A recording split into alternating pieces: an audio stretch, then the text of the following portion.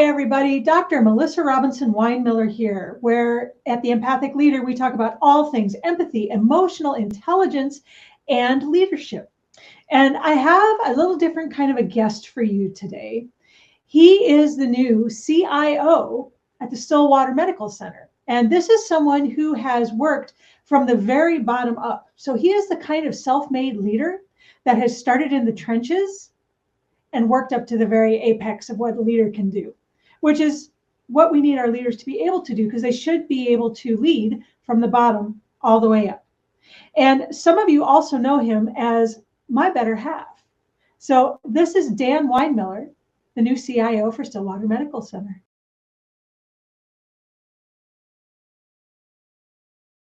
Hey everybody, how you doing? I know that, you're my husband, so maybe I'm not supposed to have you here, but you did just walk into this big leadership position, and you have been the kind of empathic and emotionally intelligent leader that I talk about. So you actually seem like the perfect person to have, just because you're stuck with me and my methods and my theories. So who better to talk to about it, right? Well, and it works. That's the big thing. Well, let's start from the beginning. I'd like you to just give a brief synopsis of your rise to leader, of what brought you to where you're at, of where you came from, and maybe even where you see it going. Well, I've worked as a healthcare consultant for 10 years, and I was picked up as an interim director here at Stillwater Medical Center. And one of the things that the VP that hired me asked was, how do you do with employee engagement? He said that the group that they have are people who are historically high performers, but that the disengaged amount has actually come to about 28%. He's like, people are dropping like flies, and I don't know how to fix this. And the old director just kind of walked off and shook his hands at the sky and said, I'm done. I can't do it anymore. Wow. Yeah, and it happens. And they're great people, but I think they were going through a leadership crisis for a while. So it's hard when Well, people check out.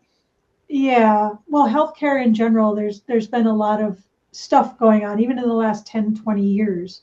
I mean, with so much oversight and so many different hands in it, from insurance companies to governmental oversight to the facilities themselves. It's a lot. It's a lot Yeah. for anybody to be able to get their arms around. So I can see where people would become frustrated and even a little demoralized and walk away from it. Because when you came in as that director, if I remember correctly, part of what they wanted you to take care of was some cultural issues. Yes.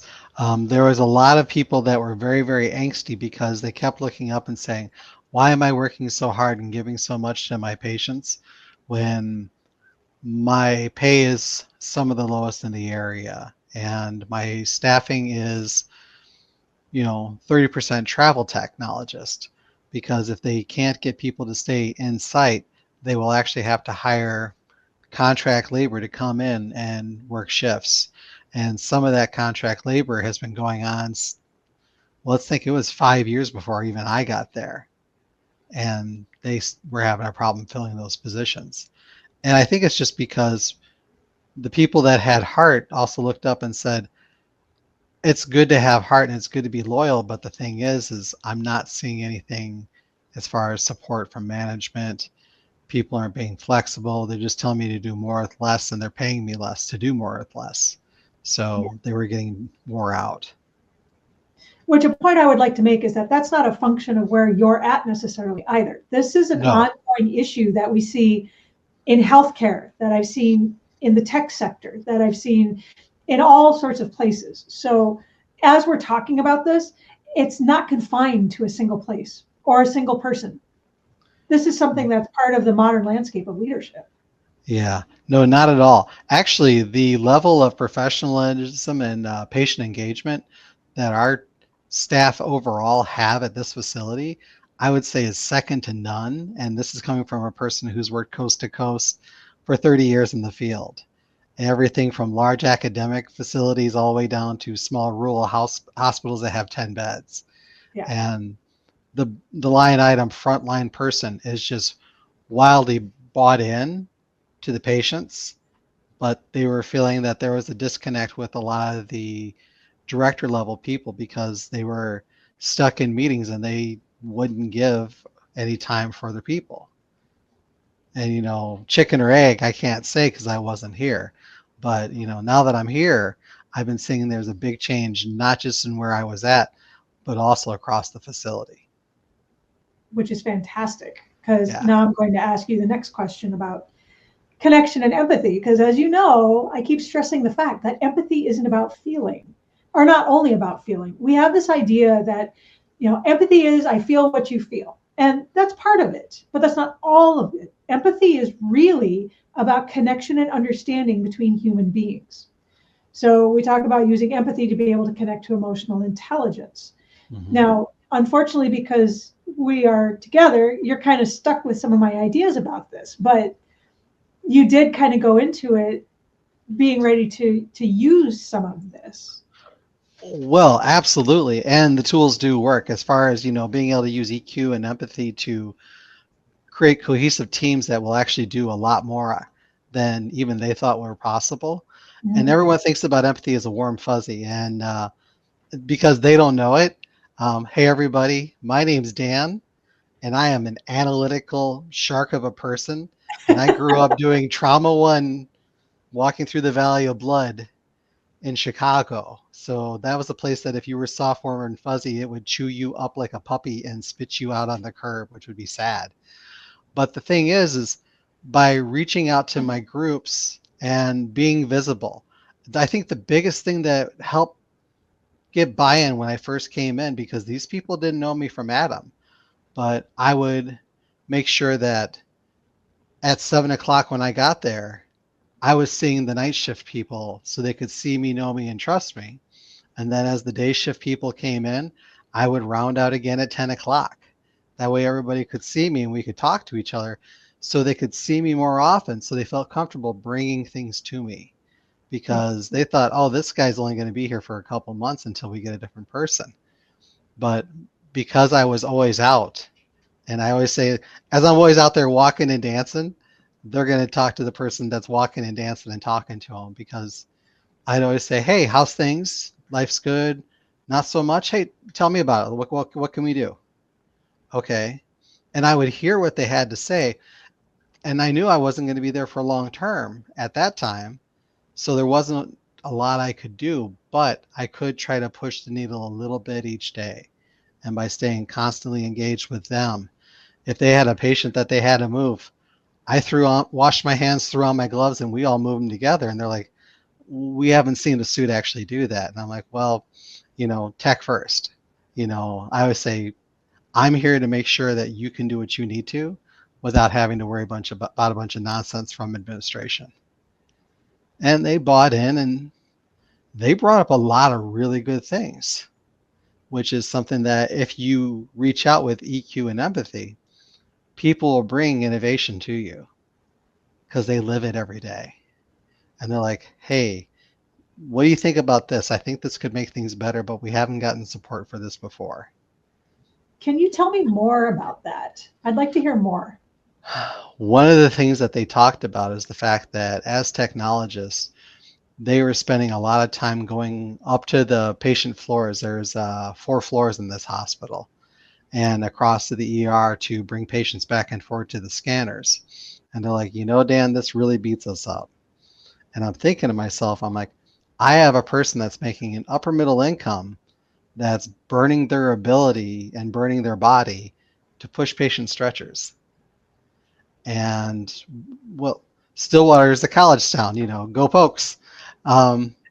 Realistically, we can go and we can get a young person off campus because a 20-year-old body can push a stretcher all day or a patient bed all day, which makes it so my technologists, my talent, can do what they're trained to do and not sit there and wreck their bodies pushing patients up and down the floor. And it took us a while to get to it, but once it got cleared through administration, we now have 2 imaging assistants who actually are interested in imaging too, so they may be becoming technologists as well. So we'll see how that goes. So not only is it innovation, but you're growing your people at the same time. Yes. You're actually looking at the talent that you have there, and if they're starting, even wherever they're starting, and building Yes. them up to be able to move them into wherever they want to be. Absolutely. And we're bringing people in from the community that may not have thought of healthcare as their career. Mhm. And what I like to laugh and say, I originally was going to be a physician when I was first going into being an x-ray tech. But then I figured out that the surgeons didn't go home. Whereas a technologist, after, 8, 10, 12 hours, hey, shift's done. I got to go. And I can actually go home and have a normal life and Yeah. still have a very good quality of life without a lot of student debt. But So, the point is that maybe isn't, you started at a place and you had people that were willing to build you into being more and being better and to whatever you wanted to grow into. I mean, it's yes. not overnight, but it is No, no. possible through these connections to look at these people and say, yeah, we, if this is what you want to do, we can help mentor you into these spots. And then you have lifelong people within that system. Absolutely. And you can grow that talent and you can take somebody. We've literally had people who started out in housekeeping and they've been with the system here at Stillwater for more than 25 years. And one of them is actually in the VP suite. Wow. Yeah. See, that's fantastic. It's that human connection and the ability to connect with other people and understand them on a human to human level. And Yes. that's exactly what I talk about because I think we actually miss a lot of talent by not doing that. We make assumptions. And unfortunately, by missing that talent, everybody suffers. Oh, Those yes. people are frustrated. They don't, you've lost their loyalty because they feel unseen and unheard. And the organization has lost that talent within their organization. What could Yes. this person be doing to really further the goals of the entire organization? Which is why I do keep coming back to the fact that these things do actually grow profit, productivity, and innovation, which is Oh, why I really appreciate your example on innovation. yeah. Well, and the thing is you're looking at people who will reach farther than they think that they normally would because they have somebody that will back them up. Yeah. They have somebody that they can talk to and say, I'm in this right now and I'm going through divorce and I'm kind of in the suck as they like to say. And the thing is, I'm not a warm fuzzy, so naturally not super empathetic, but cognitive empathy works. Yeah, I'll say cognitive empathy for the win for some of us numbers people because as you see, CIO, I'm kind of a software hardware type of person, very analytics. But if you can express it and listen and use the active listening skills to hear what people are saying, and you don't have to own it, you just have to say, yeah, I'm here with you, and actually do be there with them.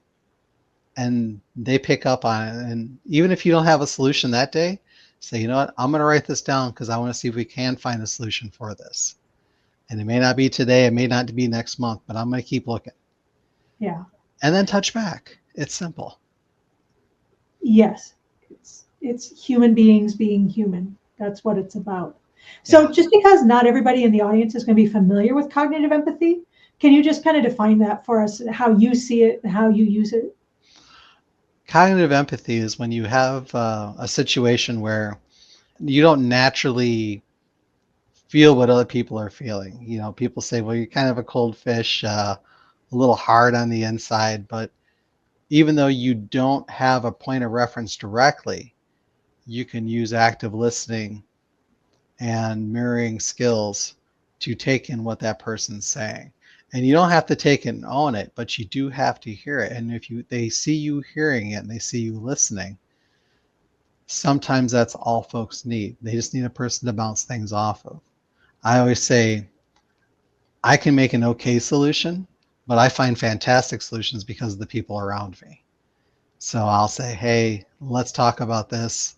Let's kind of punch this out and see if we can't figure it out. And even though I'm not a warm fuzzy and I'm not going to take it home and I'm not going to cry about it, I can sit there and I can hear it and I can pay attention and get people to get what they need out of it. Because, engagement equals solutions if you work on it on a long enough timeline. Yeah.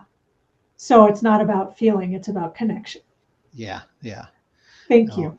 no, no. If I sat there and I felt everything for everything that I saw, I would probably be a basket case, because growing up doing really rough trauma, having seen enough of patients that were on their last days, because you'd see people in their worst days in healthcare. And if I actually internalized that, well, I would just be a mess. PTSD, yes for me. No, thank you. I'm good. I'm going to give people what I have and know that what I gave was 110% of what was available. And what happens is up to what's happening. Yeah.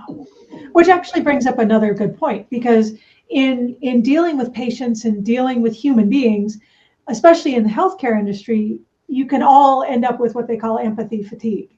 Yeah. So that if you're giving and giving and giving and giving, eventually you've just got nowhere to give. You're pouring from an empty cup. Mm-hmm. So, people are actually trained to be able to set those boundaries and not necessarily give a ton of emotional empathy, because otherwise everybody would be burnt out. Oh, yeah. Well, in the 90s, we were actually taught not to feel with our patients. They said, your patients are not there for a wailing wall. They are not there for a confessor. They're there for a professional person. Well, a professional person likes what they do and they're smiling all the time. Nobody wants a person smiling at them like this when they're like, hey, I think you may be having a stroke, but you're surrounded by really great people and we're going to take great care of you. If you go at them like that, they're going to think, oh my God, the person who's taking care of me is unhinged. God help us all. I hope I make it through this experience. But if you look at them and you can mirror out a caring disposition, they can feel that you're there with them and you can say, hey, this is scary and it's okay if you just hold real still. We've got great people all around you and we're going to get you through this. And I'm going to make sure we get you fantastic care, but just hold real still. Okay. All right. I'm going to be right back here. And I always laugh because my hands are really warm. My hands are warm, but I always laugh when people are like, Dan, your hands are warm and these old people just love it. And I go, well, yeah, warm hands, cold heart. Again, cognitive empathy. You get that warmth out there so people feel the way they need to. And, it is what it is. And people open up and it's fantastic. So now that you're actually in that CIO spot, there's a lot of leaders that I've talked to that feel like when they get in those spots that they have to portray the strength. They have to portray infallibility. They have to be that, to show that pillar or whatever. But in my experience, in order to have empathy, even cognitive empathy, you have to be vulnerable just a little bit. And in order to do that, you have to be really sure of who you are and what you're about. What's your experience been with that? My experience, especially here in the CIO position, as you know, this is about as sedate as I get. I'm usually in a very, very bright shirt. And I always say, as CIO, I look at my IT people and say, ladies and gentlemen, your CIO is the peacock. And you know why he's the peacock? Because he wants to make sure that we get the attention that we need, that he squawks really loud so people hear him. And I like to make sure that when I throw out my tail, all my ninjas can fight in the shade. Now that brings that little bit of warmth where I say, I will stand up here and I'm going to be the big meat shield for all you, so I can make sure that you all get what you need so that we can all work together and we can actually get the things done without being picked at by this leader and picked at by this leader. They have one leader that they need to talk to, and that's me, because I'm going to make sure we get to much they need. Because nobody wants to be out there working and have a suit come by and say, hey, you look like you're playing your game. It's like, well, yeah, but that person's been coding for the last 9 hours and they're on their lunch break. And if playing a little bit of Candy Crush makes it so they can clear their head and they can code for another 4 hours without mistakes, by God, I'm the man here to do it. And when they say, well, your people are playing games, I'm like, that's their lunchroom. Get off my people. It's okay. And they go, oh, I didn't know. And I'm like, oh, that's okay. It's not your house. You got a problem? Bring it to me and don't take it out on my people. Well, but I think what I was looking for a little more was just the vulnerability and the openness that you have to have Oh while yeah, still setting boundaries. Because absolutely. you can't just be unequivocally open to everybody. I mean, even when you're No, using empathy, you've got to have those boundaries. no. And the big thing with that, I always say that I have to be open and I have to be willing to listen and hear and acknowledge if I make a mistake or if I miss something. But I still say at the end of the day, I'm the person that has to sign off on stuff. So I'm liable for the people below me's work and the people that are lateral to me as well, because I want to make sure that whatever they do well and that we get everything that we need. Because it's not about me, it's about making sure that the system works. So I have to make sure I keep the shield up for me too, because it's no good if I come home and I'm a wreck. Yeah. No, there's a tightrope there. It's a fine line. And I mean, I have a lot of respect for those in leadership positions because that's part of the mantle that you take on. It's not just that you stand in front of people and wave them into wherever they're supposed to go. You are the person that has to take on the responsibility not only for you but kind of for everybody else. Oh, So absolutely. you do become a servant kind of to the entire system, and that's how it is. Absolutely. As I like to say, especially as CIO, if there's a breach, it's on me. It doesn't matter if I'm not on campus and somebody else is watching the security, that person's my person. So I have to make sure that it comes down back to me. And the nice thing is being able to have a team that you have built up and they trust you, so you trust them. So I know that they're not going to be slacking. It's like they're going to give 110%. And if something goes sideways, they're not going to try to bury it for 4 days. They're going to be like, hey, Dan, this is going on and it's bad. And I'll be like, what's happening? Okay, this is what we need to do. Take care of it now. I'm on my way. And it's usually done before I even hit the door. So Yeah, which actually giving brings up yourself and I another. give to you. Yeah, well, absolutely. I mean, just like empathy, if it's working right, it actually works in both directions. And it's the same with loyalty. It's the same with productivity. It's the same with anything. If it's really working right, it should be a two-way street. So if Oh, you yes. give that loyalty and that empathy and that emotional intelligence to them, I mean, not only are they more likely to give it back, but you're showing them what it looks like. You're putting on a stage how it should be. Because as a leader, whether leaders like to think of it this way or not, you're on a stage because someone is always watching. Yes. Always, even when you don't think they are. They're watching what you do, they're watching how you act, they're watching how you interrelate, and they're setting their culture on that. Yeah. Well, they mirror what you give. Yes. If you say, oh, that's policy, that's policy, that's policy, but I'm CIO, I don't have to follow that policy. Well, everybody goes, well, if he's not going to follow the policy, then why should anybody? Yes. And then chaos ensues. Well, maybe not chaos, but a definite drop in morale. I've seen that where it's called executive privilege, where the executives, do as I say, not as I do. And it did cause a loss of morale. It caused people to feel like they were less than, and nobody wants to work in that kind of situation. How can you be loyal when you feel like you're treated as less than? It's not, Yes. it just doesn't work well. Yeah. So speaking of leadership styles, because I think you used the word transformation, Yeah. and I think you do consider yourself a transformational leader, right? Yeah. Transformational and authentic leader. Yes, indeed. Okay. Can you give me a little more on that? Absolutely. Transformational in the fact that by doing what's good for my people and good for my system, we can raise the level of all ships. They can do what they see. And thing is, not only are they going to do what they see, they're going to do what they know is right. And then they're going to show me as well.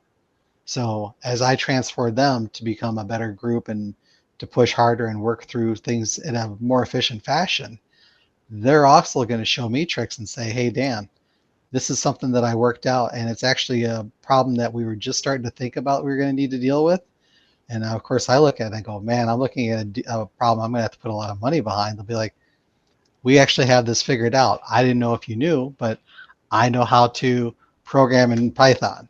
And I'm like, well, that wasn't even on your resume. They're like, well, I do this as a hobby. And I'm like, yeah. And they go, so I've been able to pull this down and we can cross integrate all this, even though integration's not my thing. I'm supposed to actually just be a help desk person. They bring it to you. And authentic in the fact that do what you say what you do. You know, if you're talking out of one side of your mouth and working out of the other, there's no reason to believe you. And if they can't believe you, how can they trust you? And if they don't trust you, why would they be open with you? And, you know, then everything's broke, because then you lose your relationship.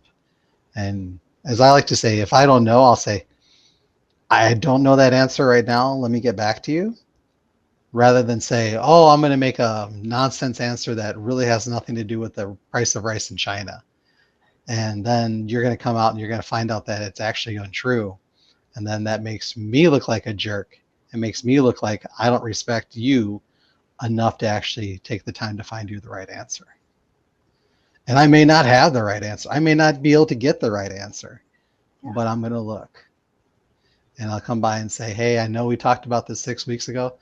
I still don't have an answer. I reached out to people across the boardroom. I reached out to physicians across the organization. Still looking though. And they're like, okay, you're still looking? You got us. I'm like, yep, got you every day.